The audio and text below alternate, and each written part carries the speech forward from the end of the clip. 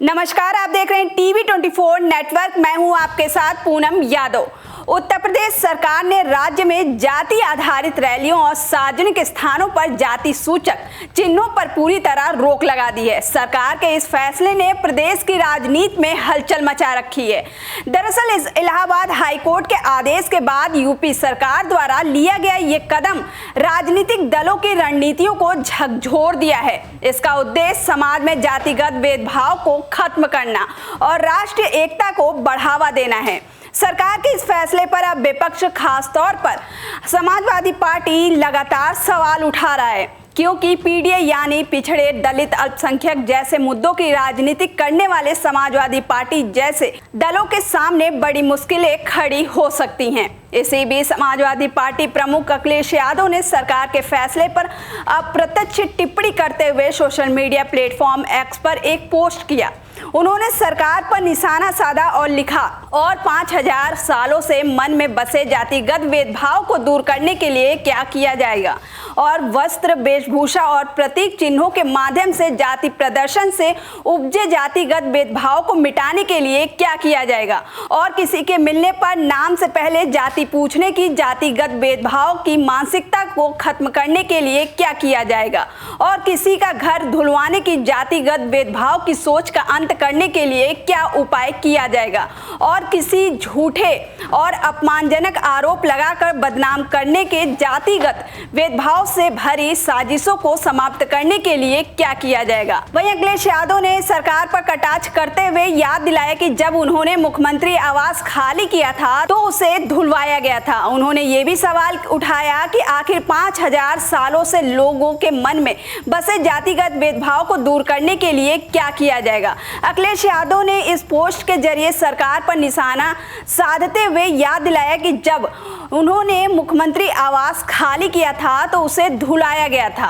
अखिलेश यादव ने यह भी सवाल उठाया कि 5000 सालों से लोगों के मन में बसे जातिगत भेदभाव को दूर करने के लिए क्या किया जाएगा। इसी क्रम में आपको बता दें कि समाजवादी पार्टी हाल ही में अपने जाति समीकरण को मजबूत कर रही है और पश्चिमी यूपी में गुज्जर सम्मेलन कर रही है। तो वहीं यूपी सरकार के इस फैसले का नतीजा राजनीतिक उथल पुथल के तौर पर सामने आ रही है। इस विवाद के बीच समाजवादी पार्टी के वरिष्ठ नेता और प्रवक्ता राजकुमार भाटी की ओर से आयोजित की जा रही गुज्जर चौपाल चर्चाओं में आ गई है। सरकार की सख्ती के चलते अब सवाल उठ रहा है कि ऐसी जाति आधारित गतिविधियां आगे कैसे संचालित होंगी। इसको लेकर राजकुमार भाटी ने सोशल मीडिया प्लेटफॉर्म एक्स पर पोस्ट किया और उन्होंने बीजेपी सरकार पर निशाना साधा कि भारतीय जनता पार्टी खुद जाति रैलियां और सम्मेलन कर रही है। उन्होंने अपने एक्स प्लेटफॉर्म पर लिखा कि क्या गुज्जर समाज की राजनीतिक जागरूकता से डर गई है उत्तर प्रदेश सरकार।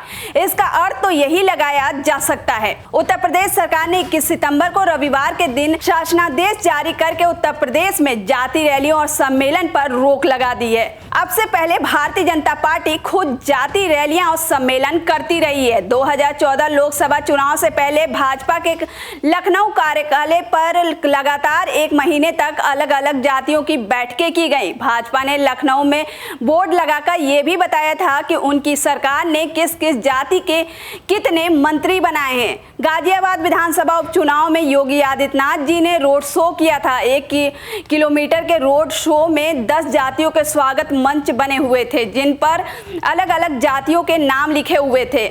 आज जब गुज्जर समाज में राजनीतिक जागरूकता हेतु एक अभियान चल रहा है और हम लोगों ने विशाल गुज्जर रैली आयोजित करने की घोषणा कर रखी है, तब अचानक योगी जी को कैसे याद आया कि जातियों के नाम पर रैलियां नहीं होनी चाहिए। हम समाज के जागरूक और प्रबुद्ध लोगों के साथ बैठकर इस पर विचार करेंगे और कोई निर्णय लेंगे, लेकिन हमारा अभियान रुकेगा नहीं, अभियान जारी रहेगा। योगी जी, आपकी कोप दृष्टि गुज्जर समाज की ओर से ही क्यों उठती है?